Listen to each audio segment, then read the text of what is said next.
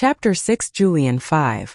First thing next morning, Luo Wenzhou went back to the city bureau to have a chat with Director Zhang, then headed over to the flower market district subbureau with Tao Ran. They had just parked their car when Lang Qiao, who had arrived earlier, came out to meet them. Lang Qiao passed over 2 cups of coffee and quietly said, "Where have you been?" "They've arrested Ma Xiaowei. They identified him as a major suspect and stuffed him into a police car and brought him back here first thing this morning, with the online media following the car the whole way. They've just been dispersed." Hearing this, Tao Ran was instantly alarmed. "What?" Luo Wenzhou put a hand on his shoulder. "Was it according to procedure?" Lang Qiao sighed and said almost inaudibly, "Captain Luo, with that Wang Hongliang keeping watch, that kind of slip is impossible." "What's the evidence?" asked Luo Wenzhou heavily. "The cell phone," said Lang Qiao quickly. "It's particularly fishy. The deceased He Zhongyi's phone was found on his roommate Ma Xiaowei. The official word is that the person in charge of the case at the subbureau received a report last night, saying Ma Xiaowei had been seen with a new phone that looked like the one the victim He Zhongyi had lost. The subbureau quickly dispatched people to summon Ma Xiaowei for questioning. They found the phone, and turned up both Ma Xiaowei and the victim's fingerprints on it. Tao Ran got right to the heart of the matter. Who reported it? How could the informer tell it was He Zhongyi's phone that Ma Xiaowei had? Apparently the phone was a just-released new model, and a very expensive brand. Very few people have them here. It seems that a relative gave it to He Zhongyi. Everyone saw when he first got it. It made a strong impression. Who reported it and why isn't important. Even if Wang Hongliang and his people went charging in and forcibly searched the place, they can always produce a trumped-up informer after the fact. Luo Wenzhou waved a hand. The crux of the matter is the phone. Having the victim's phone doesn't mean that Ma Xiaowei is the murderer. It's not very compelling as evidence goes. Did Ma Xiaowei also say something he shouldn't have? Did someone use force to extract a confession from him? You've guessed it. Lang Qiao glanced around like a thief and only went on when she saw no one was around. I don't think it went as far as using force. The whelp wanted to go to work early, so he lied about his age. I had someone look into it last night. His ID had been altered. He just turned 16. I figure he'll say anything if he's frightened. They asked him where the phone came from. He stalled for a while and then said he picked it up. He picked it up at the scene of the crime. Luo Wenzhou shook his head. Did they also ask when he picked it up? Did he also say it was around 9:15, when he heard the sound of arguing downstairs and went to investigate? Lang Qiao spread her hands. At the time pointed out by the other witnesses' circumstantial evidence, he said he'd gone to the crime scene and picked up the phone. Who was the murderer? I didn't see. Words failed Luo Wenzhou. He stroked his chin heavily. I haven't seen such a candid murderer in years. Before Lang Qiao could respond, Wang Hongliang boisterously came over to them.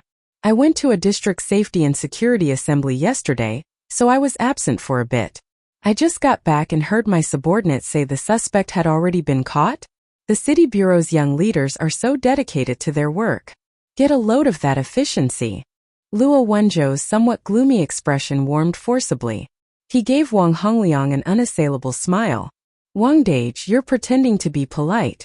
In your heart, I'm sure you're thinking we're snatching the credit away from you.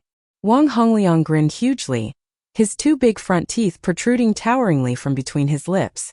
It's all in the service of the people. Where does credit come into it? These pompous words had just come out of his mouth when Lang Qiao butted in. Director Wang, I think the chain of evidence still isn't complete. The murder weapon hasn't been found, and Ma Xiaowei hasn't confessed. There are still a lot of suspicious aspects here. Do you suppose there's any follow-up work you need our help with? Lang Qiao was a genuine article big-eyed lamp. She had undergone the personal appraisal of City Bureau's forensic expert Cang Guangling. According to him, her eyes were even bigger than those of Xiao Yanzi in the television drama. To guard against developing wrinkles around them, Lang Qiao didn't smile rashly. When special occasions called for a smile, she usually stiffened her eyes and only moved her mouth. Over time, she had developed a skillful false smile. While she was essentially a fool, this smile made her look lofty and elegant. Ordinarily, when interrogating criminals, she could multitask, playing the strict parent and other such evil characters without any affectation. Lang Xiao had used the word help, but her tone of voice was so powerful she seemed to be telling someone off. At the same time, her flesh-crawlingly large eyes were fixed coldly on Wang Hongliang, utterly routing Director Wang's, in the service of the people, big front teeth and sending them back into his mouth like a turtle retreating into its shell. With an altered expression, Wang Hongliang said, "Xiao Lang, what do you mean? Hey Xiao Chaoer, how can you be so awkward?" Luo Wenzhou moved Lang Qiao behind him, chiding, then looked loftily down upon Wang Hongliang. He offered a false friendly smile. "Director Wang, we didn't help at all before. If there's any use for us in the follow-up, go ahead and instruct us." Wang Hongliang was full of misgivings but couldn't afford to openly quarrel with him, so he pretended not to understand any of this. He groaned, then turned and walked away. Lang Xiao put her hands on her waist and shot a look at Wang Hongliang's retreating figure. "I've heard the reports on him would fill up a shoebox. How can he still be so cocky?" Luo Wenzhou put a cigarette in his mouth and shot her a look. "Aren't you afraid that if we don't manage to get him dismissed this time, he'll make things uncomfortable for you in the future?" "Ha!" Lang Xiao rolled her eyes. "Big deal. I'll quit and get by on my looks. A young woman shouldn't be so shameless." The smile on Luo Wenzhou's face crumbled away. He went on, "This Ma Xiaowei may be the murderer or he may just be stupid. I personally incline towards the latter because if I'd killed someone, I'd definitely have thought of a plausible story. Even if I just said I was at home watching TV and didn't hear anything, it would still be better than telling ghost stories to the police.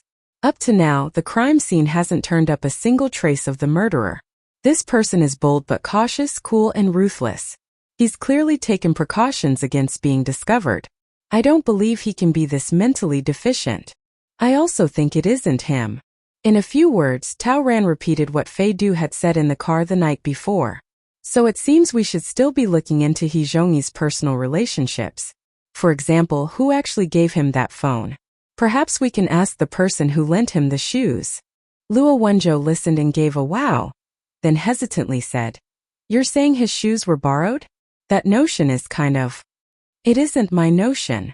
First Luo Wenzhou froze. Then, as if his and Tao Ran's hearts were beating in unison, he instantly understood the implication behind his words. His brow swiftly creased. "Fei Du? I told you it's best not to get him involved in these things." "I know. Yesterday was an accident." Tao Ran briefly cut this topic short and asked, "What do you think of that line of thought?" "Pretty good. We'll try looking into those shoes," Luo Wenzhou pronounced. Tao Ran, continue following up on the case. "Lang Xiao, keep an eye on the team questioning Ma Xiaowei. There's still a lot of suspicious points about him. I think he knows something else. Besides that, take some precautions against Wang Hongliang and company's little maneuvers. I'll go oversee Fatty Wang for you. If you need anything, call me anytime. Let's go, beautiful people. Today we're working overtime without overtime pay." Lang Xiao had accumulated a mountain of curiosity in her heart. When Luo Wenzhou had gone, she trotted after Tao Ran. "Deputy Tao, just who was that guy yesterday?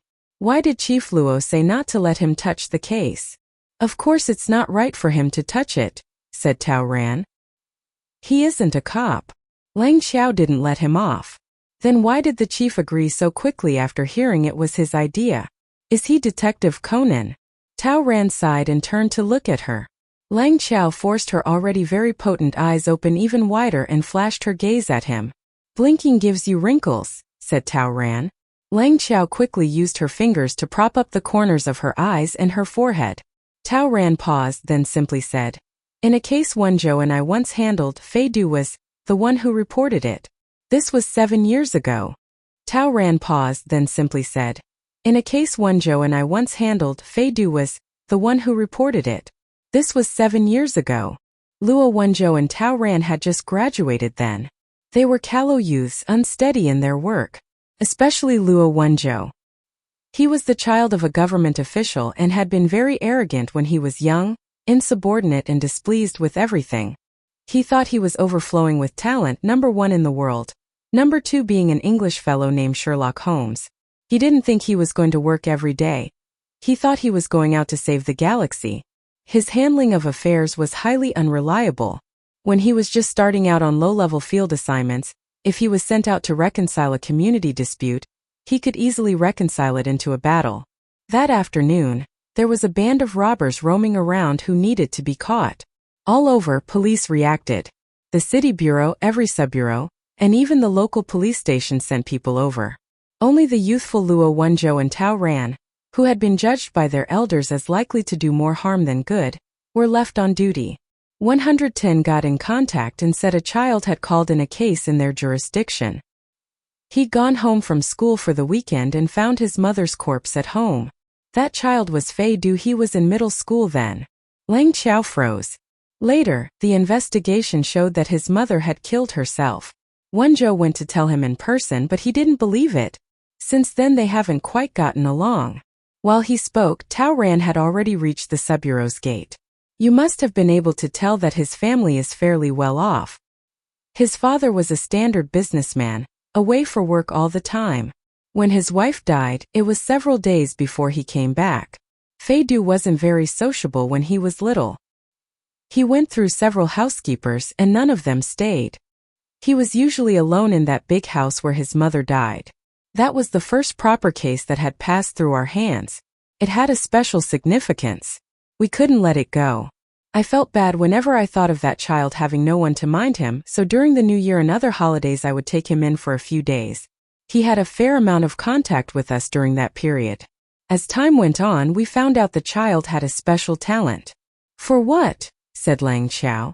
Tao Ran paused, then quietly said, crime. Lang Qiao immediately noticed that the word he'd used had been crime, and not deduction or investigation or something.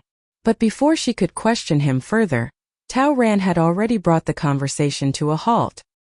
He waved at her and hurriedly walked away.